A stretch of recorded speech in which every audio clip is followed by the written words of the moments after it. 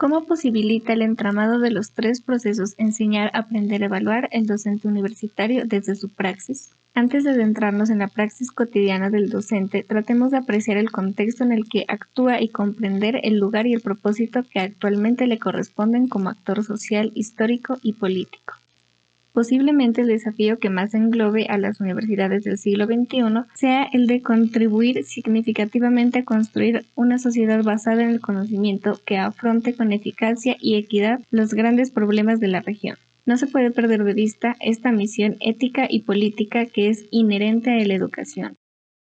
Román Mayorga acentúa: la función cultural de las universidades tiene una especial importancia en un mundo globalizado que a través de otras influencias tiende a la masificación mimetizante de la expresión cultural, a la correspondiente pérdida de identidad de los conglomerados humanos. La rica pluralidad de la globalización solo se puede realizar desde la especificidad del sentido de cada grupo que la integra, y este solo lo otorgan aquellas cosas que valora cada colectividad y las propias manifestaciones de su vida, es decir, la propia cultura. La tensión entre globalización y particularización, tan importante en el mundo del futuro, solo puede ser creadora y pacífica a través de compatibilización de diferentes expresiones culturales, a las que la educación superior tiene tanto que aportar. Avanzando en esta reflexión urgente y reconociendo el carácter transformador que tiene el aula de aprendizaje presencial o virtual como espacio público multidimensional donde se va construyendo una historia mediante encuentros comunicativos y relacionales establecidos en las transacciones que acontecen entre los actores educativos, sus narrativas, inquietudes y saberes en una trama que permite entrever una cultura particular que les instituye, pero que a la vez la recrean en el acontecer socioeducativo. Carlos Enrique Zerpa, de la Universidad Central de Venezuela, se formula el siguiente cuestionamiento: ¿cómo recuperar la esperanza moral en un espacio ecológico, el aula universitaria, que debe estar destinado a la formación de ciudadanos con responsabilidad social? Con lo que subraya la importancia del ethos de la universidad y su deber ser en el mundo de hoy. Guillermo Hoyos Vázquez, en su artículo El ethos de la universidad, cita una frase de Nietzsche para plantear su crítica a la institución universitaria. Una vida dedicada radical y auténticamente a la verdad no es posible en la universidad, y en lo particular, algo que fuera auténticamente innovador no podría tener aquí su punto de partida. Una universidad que busque asumir su ethos tiene que reconstruir las redes y tejidos que le hagan reconocer su pertenencia a esta sociedad concreta. Lastimosamente, las expectativas con respecto a la evolución de la educación superior parecen responder a un modelo único de universidad, fruto de la modernidad ilustrada, la que encarna el ideal de quienes entendieron que modernizar nuestras universidades es adaptarlas según el modelo de universidad neoliberal. Por eso, Hoyos insiste que no se ha abierto aún la discusión acerca de la pregunta: ¿y por qué la universidad moderna no puede darnos, en el campo de la educación moral, científica, cultural y política, la clave para solucionar todos los problemas relacionados con la sociedad civil? Pero es precisamente el modelo único de universidad el que está en crisis, y no propiamente las universidades por no adecuarse todas a dicho modelo. Es el programa de su modernización sin reflexión ni contexto, sin tener en cuenta otras alternativas, ni los alcances de la modernidad, ni sus mismos límites, lo que ha provocado esta crisis. ¿Cuáles son las respuestas que se esperan de las universidades actuales?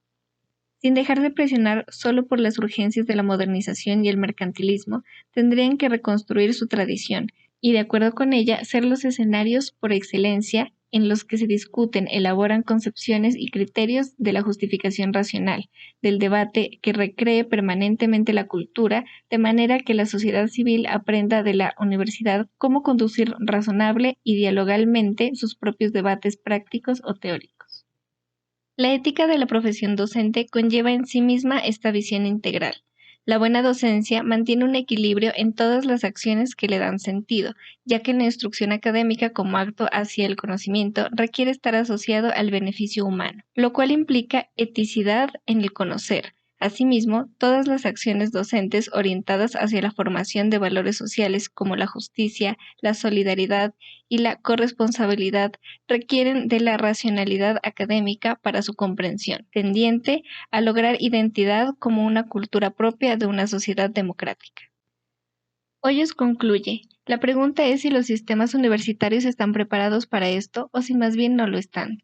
Todas las reformas tienden a que esto no sea así, es decir, a reglamentar de tal forma la ciencia, la tecnología y la cultura, sus modalidades de investigación, sus criterios de acreditación. Para cerrar esta breve reflexión sobre el etos universitario que compromete directamente el papel transformador del docente, planteamos, citando autores como Escobar y Bayota, que la moral y lo ético se articulan con costumbres o prácticas que son comúnmente realizadas por las personas. Todo hombre tiene una moral, incluso aquellos que reniegan de la condición de humanos para adoptar una vida de usufructo de la humanidad ajena. Y es el docente universitario, representando las voces de la misión del alma mater, quien potenciará la posibilidad de resignificar al sujeto como actor de los acontecimientos humanos de su región en conexión con el mundo, hoy globalizado desde los aciagos referentes neoliberales, para que su criterio moral pueda ser el soporte fundamental de aquello que tanto él como los estudiantes han elegido profesar. Sea cual sea la vocación desarrollada y la profesión como uno de sus aspectos constitutivos, la cual en muchos casos cataliza y canaliza los profundos anhelos de los buscadores de transformación. El aula de clases como espacio para la esperanza moral, ideas para una reflexión. La educación universitaria necesita retornar a la tarea de formar ciudadanos libres y responsables, capaces de contextualizar los conocimientos científicos y disciplinarios en saberes pertinentes, con sentido de equidad y con sólidos principios de vida que guíen su moralidad.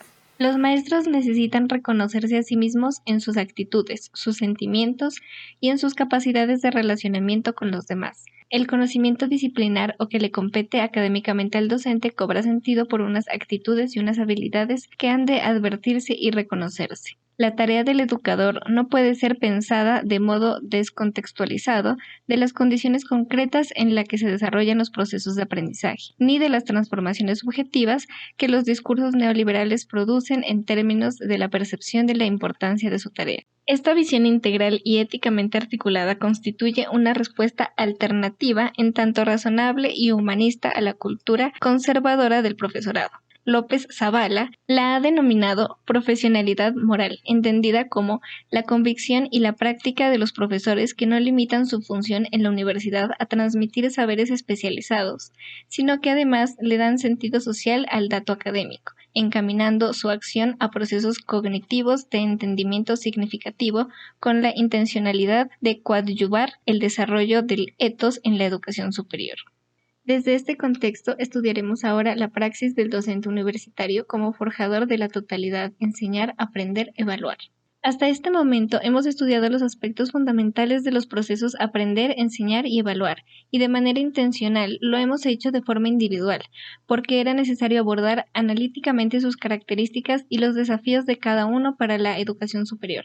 Sin embargo, desde el comienzo de este diplomado sabemos que su carácter indivisible y el esfuerzo de interdependencia que se requiere mantener entre los tres a lo largo de la formación es precisamente la labor más importante que promueve el docente universitario desde el aula. Veamos. El aprendizaje surgido de la conjunción, del intercambio, de la actuación estrecha entre profesor y alumno en un contexto determinado y con unos medios y estrategias concretas, constituye el inicio de este recorrido. La reconsideración constante de cuáles son los procesos y estrategias a través de los cuales los estudiantes llegan al aprendizaje.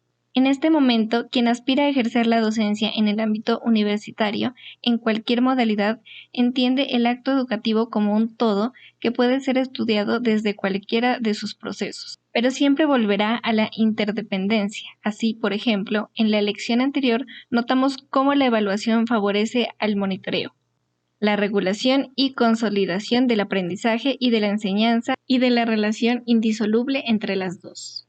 Pongamos nuestro foco en la didáctica, que abordaremos en el siguiente módulo, pero que en esta lección puede servirnos de puntal para integrar los tres procesos. Marqués nos define el acto didáctico como la actuación del profesor para facilitar los aprendizajes de los estudiantes. Se trata de una actuación cuya naturaleza es esencialmente comunicativa. La didáctica se refiere al conjunto de las intervenciones educativas realizadas por el profesor, propuesta de las actividades de enseñanza a los alumnos, su seguimiento y su desarrollo. Son estas intervenciones diseñadas para facilitar el aprendizaje las que constituyen el acto didáctico en sí. Según cuál sea el elemento central del proceso y los demás elementos implicados, se generará un modelo distinto de actuación didáctica. Veamos lo que nos proponen estos investigadores.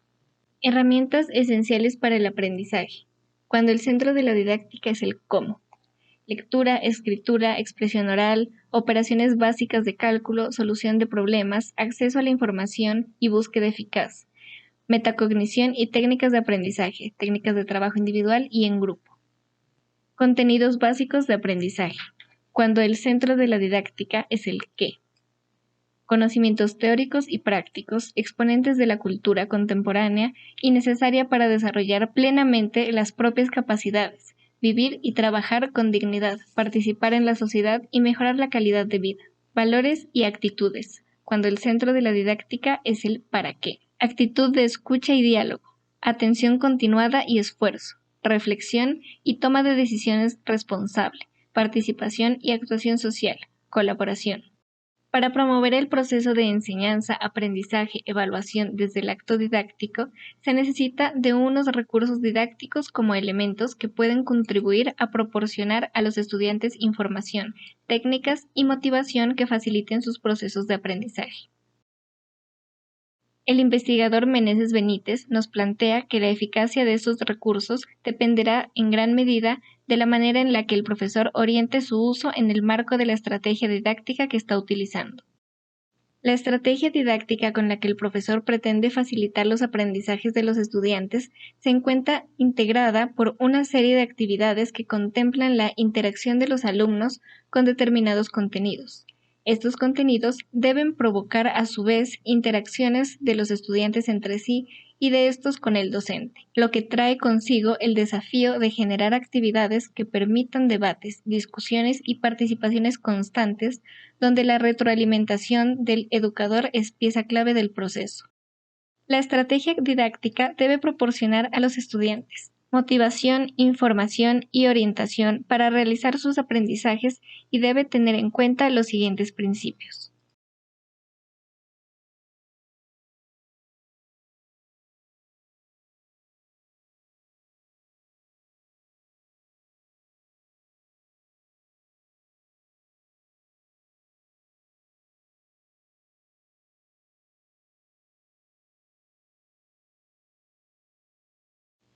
Como puede verse, el acto didáctico visto en su complejidad vincula de manera coherente los procesos enseñar, aprender, evaluar, que para Gimeno se trata más bien de unos subsistemas interdependientes, o sea, que no pueden considerarse por separado, sino en constante retroalimentación, presentes en la enseñanza con un carácter sistémico y estructural. El subsistema didáctico se presenta como una estructura sistemática con 6 componentes: objetivos didácticos, contenidos, medios, relaciones de comunicación, organización y evaluación.